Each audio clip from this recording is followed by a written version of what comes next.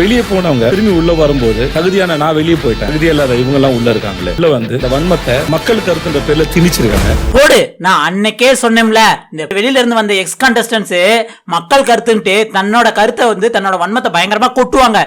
வீக்கெண்ட்ல விஜய் சேதுபதி வந்து வச்சு செய்வாரு அப்படின்னு சொன்னேன்ல, இன்னைக்கு அதுதான் நடந்திருக்கு. ஏன்னா விஜய் சேதுபதி வந்தவன என்ன சொல்றாரு அப்படின்னா, பிக் பாஸ் இது ஒரு பிரயாணம், வெளியே போன கண்டஸ்டன்ஸ்ங்களாம் திரும்பி உள்ளுக்கு வரும்போது தகுதியான வெளியே போயிட்டேன், தகுதியே இல்லாதவங்க இவங்க எல்லாம் உள்ளுக்கு இருக்காங்க, அது எப்படி இவங்க உள்ளுக்கு இருக்கலாம் அப்படிங்கிற மாதிரியும், இந்த வாய்ப்பெல்லாம் எனக்கு கிடைச்சிருக்கணும் ஆனா அது எனக்கு கிடைக்கல ஏன் அப்படிங்கிற மாதிரி வந்து பயங்கரமா கொந்தளிச்சு டாப் 8 கண்டஸ்டன்ஸ் இருக்காங்களே அவங்க மேல இருக்க வன்மத்தை தான் கருத்துன்னு கூட சொன்ன பரவாயில்ல, மக்கள் வெளியில எப்படி நினைக்கிறாங்க அப்படின்ட்டு தான் மனசுல இருக்க வன்மத்தை பூரா இந்த எக்ஸ் கண்டஸ்டன்ட் பூரா கொட்டி தீர்த்துட்டாங்க. இந்த கட்டத்திலையும் இந்த டாப் 8 கண்டஸ்டன்ஸ் இருக்காங்கல்ல, இத எவ்வளவு மெச்சூரியா எவ்வளவு அழகா ஹேண்டில் பண்ணிருக்காங்க அப்படிங்கறத நம்ம பார்க்க போறோம். அவங்களோட மனநிலை இதுல எப்படி இருக்கு அதைத்தான் இன்னைக்கு பேச போறோம் அப்படின்ட்டு விஜய் சேதுபதி ஃபர்ஸ்ட் ப்ரோமோல வந்து சொல்லியிருக்காரு. நான் ஏற்கனவே சொல்லியிருந்தேன், எக்ஸ் கண்டஸ்டன்ஸ் பூரா வந்து வீட்டுக்குள்ள வந்து ரீப்ளேஸ் பண்ணி வந்து ஃபைனல்ஸ் வரை இவங்களை கொண்டு போய் உட்கார வைப்பாங்க அப்படின்னு மனக்கோட்டை கட்டிக்கிட்டு இருக்காங்க.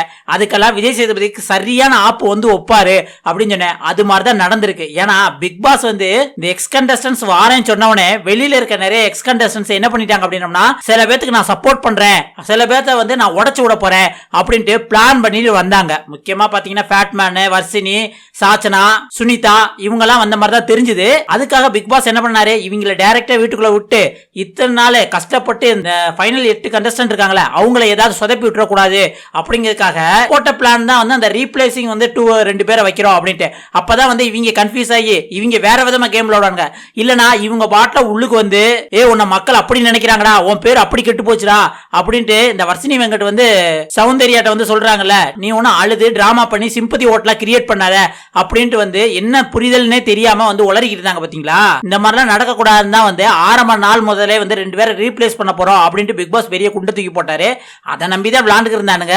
அதுக்கு இன்னைக்கு விஜய் சேதுபதி சரியான ஆப்பு வச்சுட்டாருங்க. அது மட்டும் இல்லாம இந்த வீக் டபுள் எவிக்ஷன் நடக்கும். ஒன்னு எப்படியும் பணப்பட்டி எடுத்துட்டு தான் போவாங்க அப்படின்னு நினைச்சோம், பணப்பட்டி இப்ப வர வைக்கல. அதனால டபுள் எவிக்ஷன்ல ஒருத்தர் கன்ஃபார்ம் ஆயிட்டாருங்க. நம்ம அருண் பிரசாத் வந்து இந்த வாரம் வந்து எவிக்ட் ஆகி வெளியே போயிட்டாரு அப்படின்னு இப்போ ஒரு தகவல் வந்திருக்கு. ஏன்னா லாஸ்ட் கொஞ்ச நாளாவே அவர் கேமை வந்து பயங்கரமா வந்து மக்களை கவர் பண்ணி விளையாடணும் அப்படிங்கிற மாதிரி ஒரு எண்ணம் இல்லாத மாதிரி தான் இருந்தது. இதனால ஓகே இவ்வளவு தூரம் வந்ததே நம்ம பெரிய விஷயம் அப்படின்ட்டு தன்னை மனசை தேத்திக்கிட்டு அப்படிதான் கேம் விளையாட மாதிரி இருந்தது. அதன் பிரகாரம் ஓட்டும் அவருக்கு அவ்வளவு ஒண்ணும் இல்ல. அதனால அருண் பிரசாத் தான் வெளியே போயிருக்காரு. இன்னொருத்தவங்க வந்து அநேகமா தீபக் போகலாம் அல்லது பவித்ரா போகலாம் அப்படின்னு தான் வந்து சொல்லப்படுது. அது என்னங்கறத அடுத்த வீடியோல சொல்லலாம். நீங்க என்ன நினைக்கிறீங்க, அருண் பிரசாத் இந்த வீட்டை விட்டு வெளியே போனது சரிதானா இல்ல அவருக்கு பதிலா வேற யார் போயிருக்கலாம் அப்படின்னு உங்களுக்கு தோணுச்சுன்னா மறக்காம கமெண்ட்ல சொல்லுங்க.